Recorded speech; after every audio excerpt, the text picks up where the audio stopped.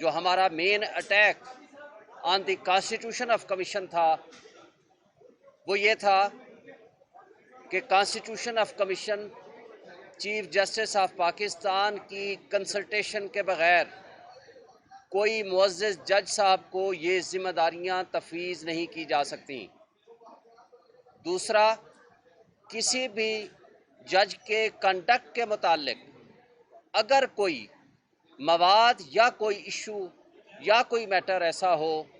जो ज़ेर बहस लाना हो, तो वो सिवाय सुप्रीम जुडिशल काउंसिल के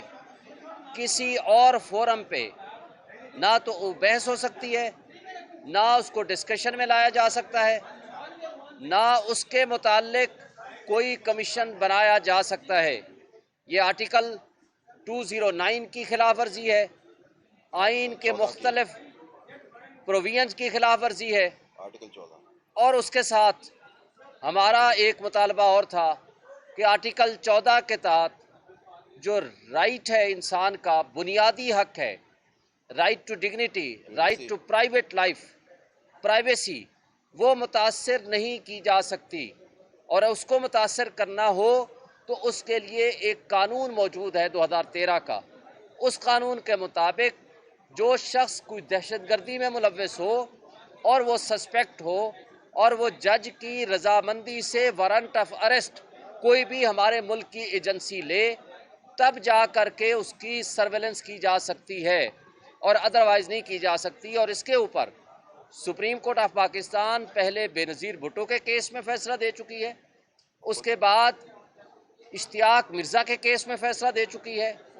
उसके बाद काजी फाई ईसा साहब के केस में फैसला दे चुकी है, और एक फैसला justice Mohsin Akhtar Kiani Islamabad high court ने दे दिया है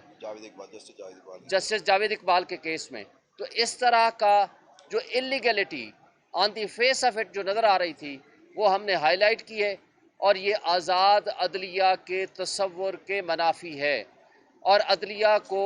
अंडरमाइन करना, उनको ज़ेर बहस लाना और उनके ख़िलाफ़ प्रोसीड करना, मकसद सिर्फ ये था कि किसी तरीके से हम जुडिशरी को अटैक कर सकें। और एक बात सिर्फ मैं करके अपनी बात ख़त्म करूँगा कि ये उस वक्त शुरू हुआ कि जब 8 फरवरी को Islamabad high court bar association ने अपनी पहली पटिशन फाइल की थी, कॉन्स्टिट्यूशन पटिशन नंबर 1, के 90 डेज़ में इलेक्शन होने चाहिए पंजाब और KPK में। और इस्लामाबाद हाई कोर्ट के बार की तरफ से हमारे जो वकील साहब थे जो रिप्रेजेंट कर रहे थे हमें, वो मिस्टर आबिद ज़ुबैरी साहब थे जो प्रेसिडेंट हैं सुप्रीम कोर्ट बार एसोसिएशन के। फिर 16 तारीख को 16/2 को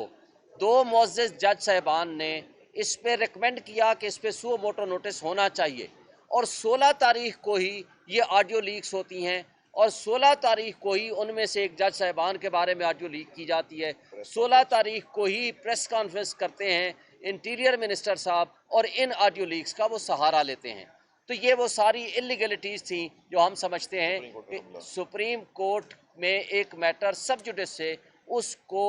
ख़राब करने और सुप्रीम कोर्ट को स्कैंडलाइज करने और वकला को स्कैंडलाइज करने की नीयत से ये क्रिएट किया गया, ये सारा का सारा ड्रामा रचाया गया। Thank you.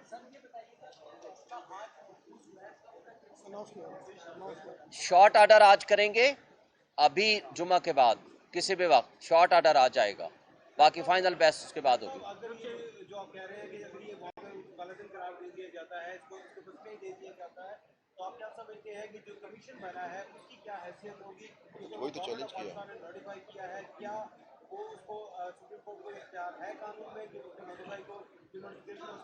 बिल्कुल देखें, बिल्कुल अख्तियार है। कोई भी जो एग्जेक्टिव ऑर्डर है उसको supreme court even high court भी सेटिसाइड कर सकती है, और उसी को ही हमने चैलेंज किया है कि इनको ये अख्तियार नहीं है ये कमीशन बनाने का। अच्छा ज़ुबैर साहब, आप क्योंकि इस केस के वो हैं, ये बताइएगा कि आपका इस पर एतराज़ है कि हुकूमत ने बेंच बना दिया, वो अदालत यानी कि इसके साथ रब्ता करते, तो आप क्या कहते हैं इस ऐसी जो ऑडियो लीक्स आ रही हैं या आई हैं, या जो भी इसमें लोग जिनके नाम आ रहे हैं, क्या तहकीकात होनी चाहिए ताकि हक़ाइक़ आवाम के सामने आए? देखिए, ये मैं आप देंगे जवाब मैं दूँ दे दें इसका। देखिए, मेरा ये नहीं है मुद्दा।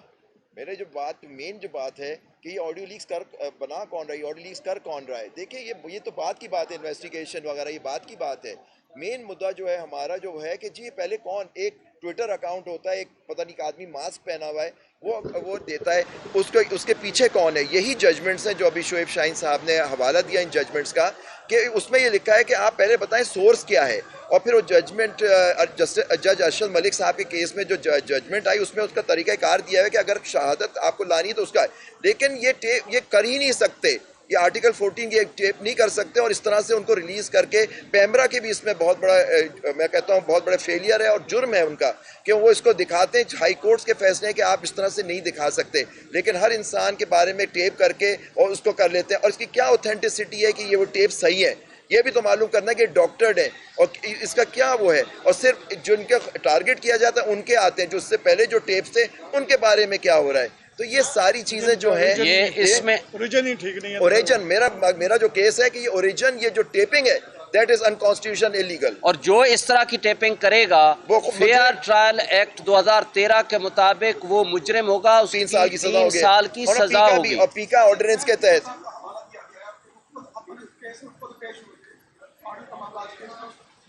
क्या, सॉरी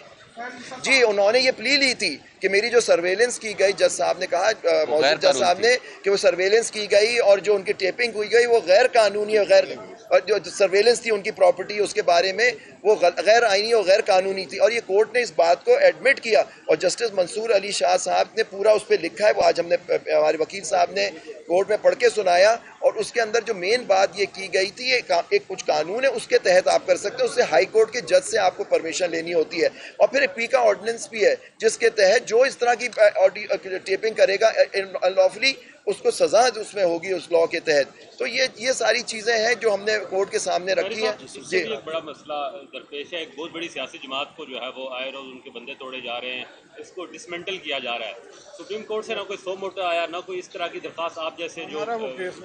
मेरा इशू नहीं, मैं तो आप मेरा इससे ताल्लुक नहीं है, उसमें कोई पिटीशन फाइल होगी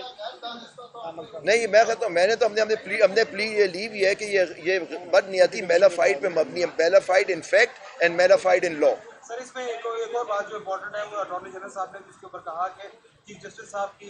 या कुछ सुप्रीम कोर्ट के जजेस साहिबान हैं उनकी आरटीओस भी आई हैं, तो क्या वो इसमें सुप्रीम कोर्ट बाकायदा खुद एक पार्टी नहीं है? सर इस पे वो सुप्रीम चीफ साहब ने खुद उसका जवाब दे दिया,